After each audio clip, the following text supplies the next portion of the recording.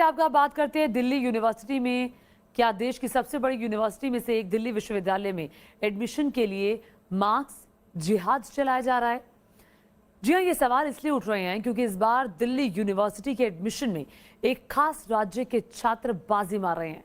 Top से top college में 100% cut off के बावजूद केरल के छात्रों का आसानी से एडमिशन हो रहा है। ऐसा इसलिए हो रहा है क्योंकि इस बार केरल बोर्ड से पढ़ने वाले सैकड़ों छात्रों का नंबर 100% आया है, जिसके चलते पहली ही कट ऑफ लिस्ट में ये छात्र अपनी जगह पक्की कर रहे हैं। इससे दिक्कत उन छात्रों को हो रही है जिनका स्टेट बोर्ड टॉपर्स को भी 85 या 90% से ज्यादा नंबर नहीं देता। अब सवाल ये है कि शिक्षा व्यवस्था में कमी कहाँ है जो एक केंद्रीय विश्वविद्यालय में हर राज्य के छात्रों को बराबर का मौका नहीं मिल पा रहा है। इसकी पूरी डिटेल आइए आपको दिखाते हैं।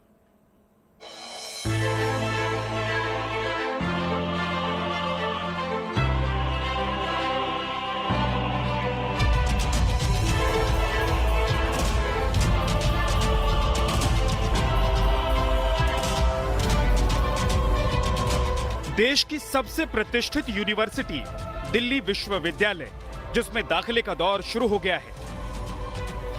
यूनिवर्सिटी के अंदर दाखिले की प्रक्रिया चल रही है और यूनिवर्सिटी के बाहर छात्रों का प्रदर्शन। यूनिवर्सिटी प्रशासन और दाखिला प्रक्रिया को लेकर ये छात्र अपनी आवाज बुलंद कर रहे हैं। आरोप लगा रहे हैं कि एक केंद्रीय यूनिवर्सिटी होने के बावजूद दिल्ली विश्वविद्यालय हर राज्यों के छात्र को एडमिशन में समान मौका नहीं दे रहा।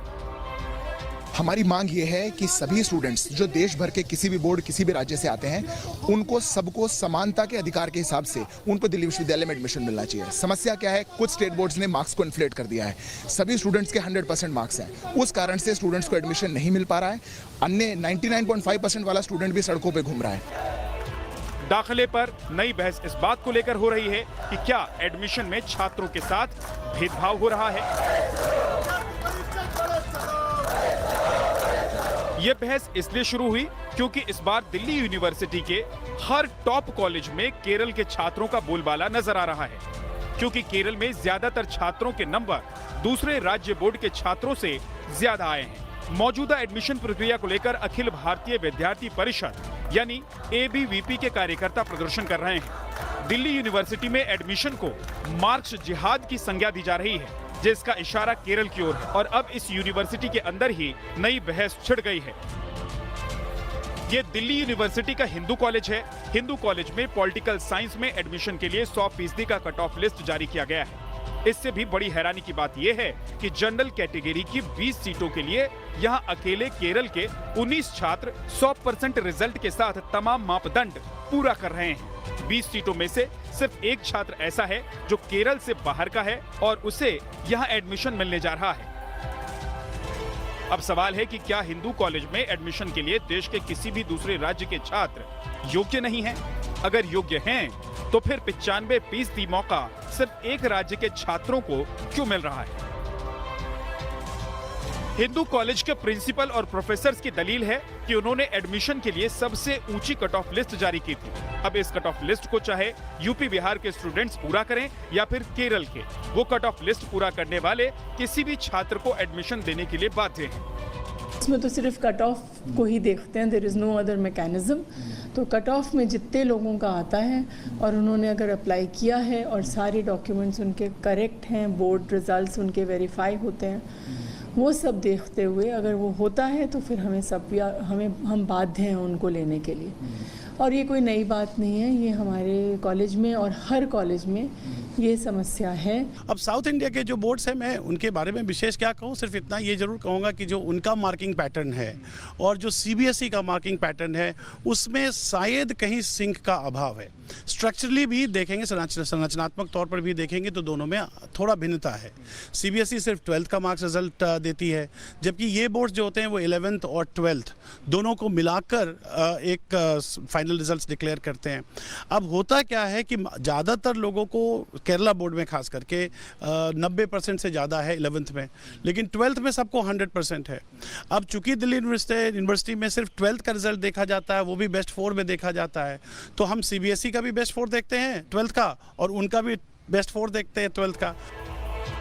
देश की सबसे बड़ी यूनिवर्सिटी से आई इस खबर को लेकर न्यूज नेशन ने दिल्ली से लेकर यूपी और बिहार तक पड़ताल की। ये समझने की कोशिश की कि आखिर दिक्कत कहां हुई, जो एक खास कॉलेज के खास पाठ्यक्रम में सिर्फ एक ही राज्य के छात्रों को पढ़ने का मौका मिलने वाला है। पता लगा कि इस बार केरल में 234 छात्रों ने 12वीं में 100% नंबर हासिल किए हैं। केरल के +2 रिजल्ट में 136 स्कूलों ने 100% पास प्रतिशत हासिल किया है। मतलब केरल के ये 234 छात्र दिल्ली यूनिवर्सिटी के जिस कॉलेज में चाहे एडमिशन ले सकते हैं, क्योंकि टॉप के टॉप कॉलेज भी अधिकतम कट ऑफ 100% रख सकते हैं और ऐसा हो भी रहा है।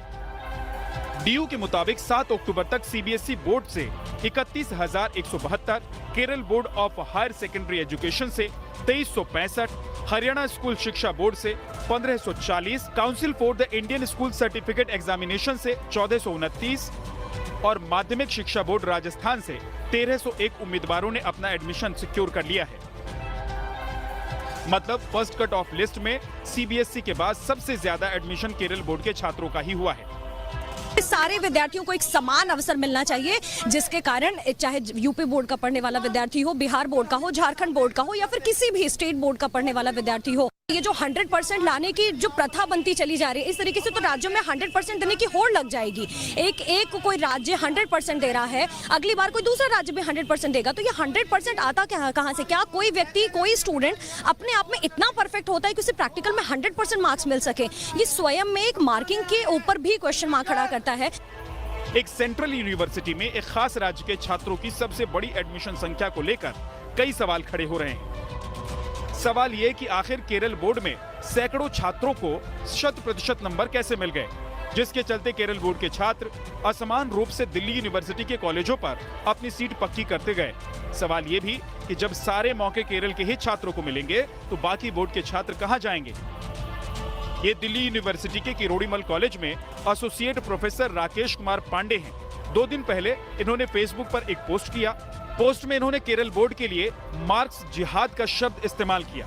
आरोप लगाया कि किसी खास राज्य में 100% नंबर एक खास मकसद के साथ दिए जा रहे हैं। मुझे लगता ये है कि दिल्ली यूनिवर्सिटी जैसी जगह में लेफ्टिस्ट आइडियोलॉजी के जो बच्चे हैं उनकी जगह धीरे धीरे बिल्कुल संकुचित होती चली जा रही थी। तो ये बड़ा आसान है अगर आप इस मेथड को इस्तेमाल करें और कोई लॉबी ऐसी हो, कोई ऐसा चाल चल जाए कि भाई हम ये 500 कार्यकर्ता हैं, मेरे 500 वॉलंटियर्स हैं जिनको हमने भेजना है दिल्ली यूनिवर्सिटी के कैंपस कॉलेजेस में और वो करना है, क्योंकि ये सिर्फ एडमिशन नहीं है, एडमिशन तो होगा ही होगा उनका, उसमें कोई रोक नहीं सकता, उनको हॉस्टल भी मिलेगा ही मिलेगा। तो हॉस्टल का माहौल भी वो कंट्रोल करेंगे, वो दिल्ली यूनिवर्सिटी का ही माहौल कंट्रोल करेंगे। कहीं भी ये तो अगर एक्टिविस्ट्स हैं ये, तो आप इनको जब भी चाहो तो 200 लोगों की आप कोई वो बुला लो, जुलूस बुला लो और झंडा फहरा दो। न्यूज नेशन की टीम ने यूपी और बिहार की यूनिवर्सिटी से जुड़े शिक्षाविदों से बात की। शिक्षा व्यवस्था की बारीकियों को समझने वाले इन शिक्षाविदों ने बताया कि एडमिशन में जो मौजूदा असमानता आई है उसके लिए अलग अलग राज्यों में 12वीं की परीक्षा और उसके मूल्यांकन को लेकर अलग अलग पैटर्न काफी हद तक जिम्मेदार हैं, जिसका खामियाजा कई राज्यों के स्टेट बोर्ड से पढ़ने वाले छात्र चुका चुके हैं।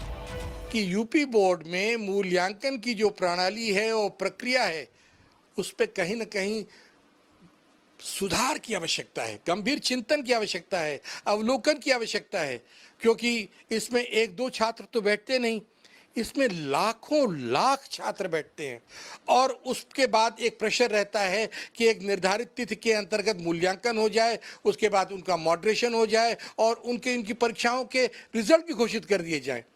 ऐसे में जब आप पर्याप्त समय नहीं देंगे, पर्याप्त सुविधाएं नहीं देंगे, पर्याप्त अवसर नहीं देंगे, तो कहीं ना कहीं उसका खामियाजा इन छात्रों को ही भुगतना पड़ता है। पिछले 30-35 सालों से बिहार बोर्ड में आज तक 90% से ज़्यादा मार्क्स नहीं आया है। बगल का हमारा राज्य है उत्तर प्रदेश, वहाँ नहीं आया है, झारखंड में नहीं आया है, वेस्ट बंगाल में नहीं आया और हमने असेस किया है देश के विभिन्न राज्यों का स्टेट बोर्ड का मार्क्स कहीं भी 90, 92, 93% से नहीं आया है। तो ये ICSE और CBSE को ही लेकर करके सिर्फ दिल्ली यूनिवर्सिटी पढ़ाएंगे उन बच्चों को, तो मुझे नहीं लगता है कि बिल्कुल सही है।